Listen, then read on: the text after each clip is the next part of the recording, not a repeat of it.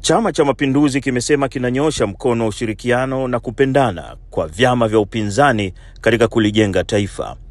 Kauli hiyo imetolewa leo Jumapili Juni 15 na Katibu Mkuu wa CCM Balozi Dr. Emmanuel Nchimbi wakati alipokuwa akifunga kongamano la kitaifa la wafugaji nchini kwenye viwanja vya Nyakibindi Bariadi mkoani Simiyu. Dr. Nchimbi amesema CCM inanyosha mkono huo kwa jina la Tutunzane, ambalo ni andiko la mkuu wa wilaya Mvomero Judith Mbuli la kuwaunganisha wakulima na wafugaji. Na ndio maana kwa namna ya pekee sana na wapongeza wilaya ya Mvomero chini ya DC wao Judith Mbuli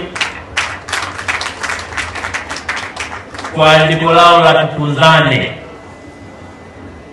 Nakiri kwamba sikupata kulisoma kabla, nimelisoma leo, nimehamasika kweli kweli.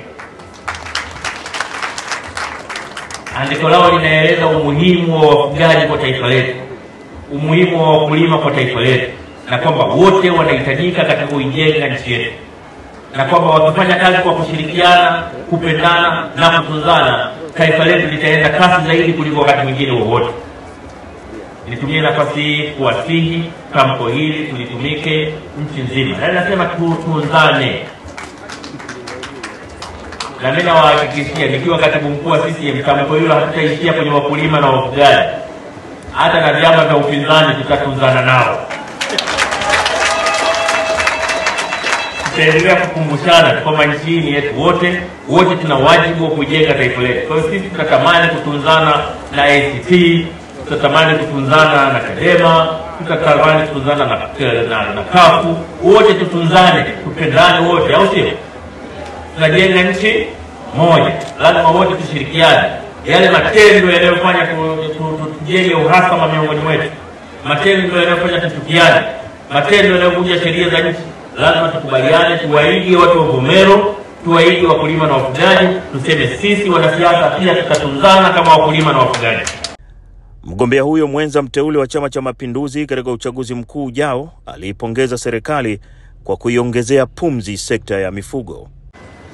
Lakini nitumie nafasi hii kupongeza sana serikali na hasa wizara kwa kazi kubwa ambayo imefanyika katika sekta ya mifugo. Bajeti ya mifugo mwaka 2021-2022 ilikuwa bilioni 66. Lakini bajeti ya mifugo mwaka huu 25-26 imekuwa bilioni 476.